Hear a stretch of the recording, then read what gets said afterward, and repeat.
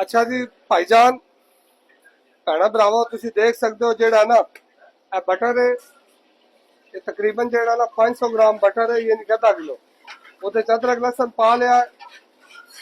15-15 ग्राम दोनों चीजा ये बटर याद रखना बाजारी बटर है हले ते जेड़ा ना उतो दूसरा और ही पाना बटर हल्का जा जेड़ा ना लहसुन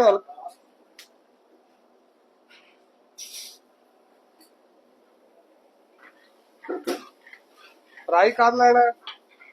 उस तो बाद 3 किलो चिकन है हड्डी वाला कढ़ाई की कटिंग कर लेनी है इसकी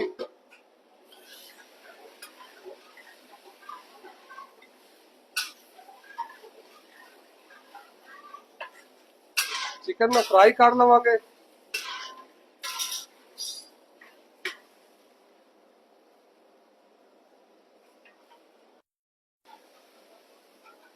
अच्छा भाईजान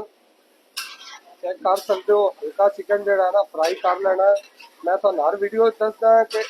इत्थे जेड़ा ना चिकन ज्यादा फ्राई करो तो चिकन पहले ही गल जाता है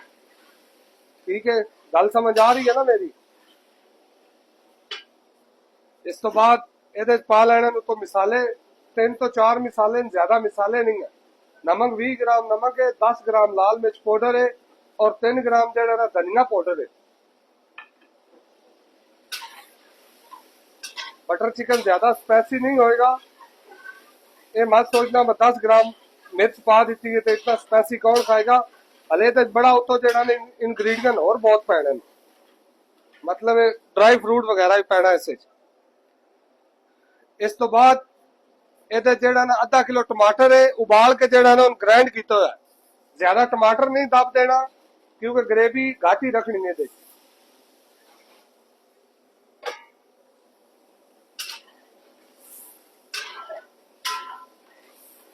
बड़ी इजी और बड़ी जेड़ा ना आसान रेसिपी है मेरिया भैन खास कर जेड़ा ना तैयार कर सकती हैं घर भी होटल स्टाइल उस तो अगे जेड़ा ना दही पा देना 250 ग्राम दही है दही फेंट के पाना है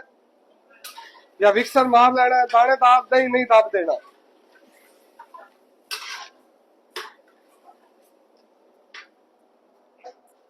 दही के नाल ही जेड़ा है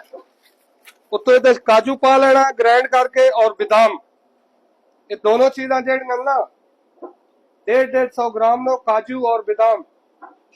ग्राइंड करके पाना साबत नहीं दब देने हाय हाय वो की कहते शशके है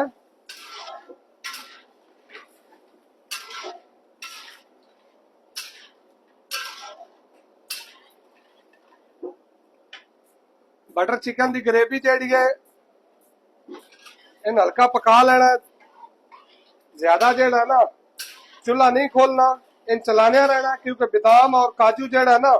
थले जल्दी लग जाता है ग्रेवी अच्छे तरीके ना जेड़ा ना पका लेनी है चूल्हा नहीं ज्यादा दब देना है मेरी गल याद रखना चूल्हा थले स्लो रखना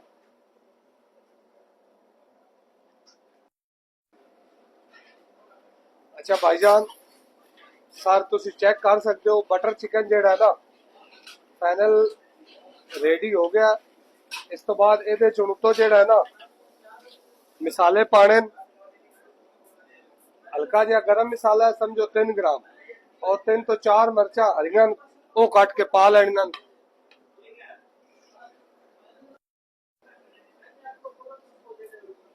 इन्होंने जेड़ा ना मिक्स कर लेना भाईजान हरी मिर्च थोड़ी मर्जी है बटर चिकन पाओ या ना पाओ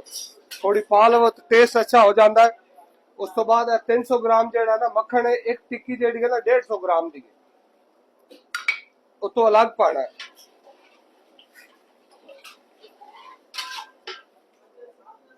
ये जेड़ा 500 ग्राम जेड़ा ना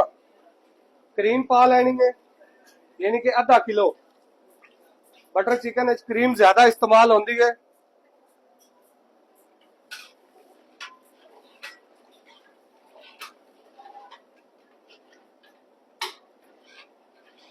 ਇੱਕ ਇੰਡੀਅਨ ਲੋਕ ਬਣਾਉਂਦੇ ਨੇ ਉਹ ਜਿਹੜਾ ਹੁੰਦਾ ਨਾ ਫੁੱਲ ਲਾਲ ਹੁੰਦਾ ਹੈ, ਬਿਲਕੁਲ ਲਾਲ ਕਲਰ ਦਾ ਹੁੰਦਾ, ਉਹ ਵਿੱਚ ਕਲਰ ਵੀ ਪਾਉਂਦੇ ਨੇ। ਲੇਕਿਨ ਤੁਸੀਂ ਜਿਹੜਾ ਕਲਰ ਨਹੀਂ ਦੱਬ ਦੇਣਾ, ਇਹ ਗੱਲ ਯਾਦ ਰੱਖਣਾ।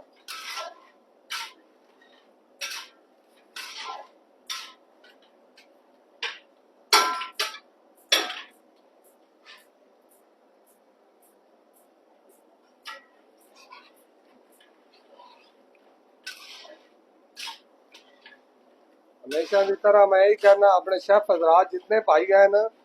कि लोगों भाईजान काम सिखाओ, लोगों को छुपाओ नहीं। ये इलम ना जेड़ा है तुसी सदका जारिया समझ के जेड़ा ना सिखाओ। थोड़े वीडियो या थोड़ी रेसिपी देख के किसी गरीब का रोजगार लग जाए, इस तो अच्छी गल और की हो सकती है। सारी जिंदगी वो थान दुआएं देगा, वो बच्चे दुआवां दे सन। आजकल थानू पता है सोशल मीडिया का दौर है,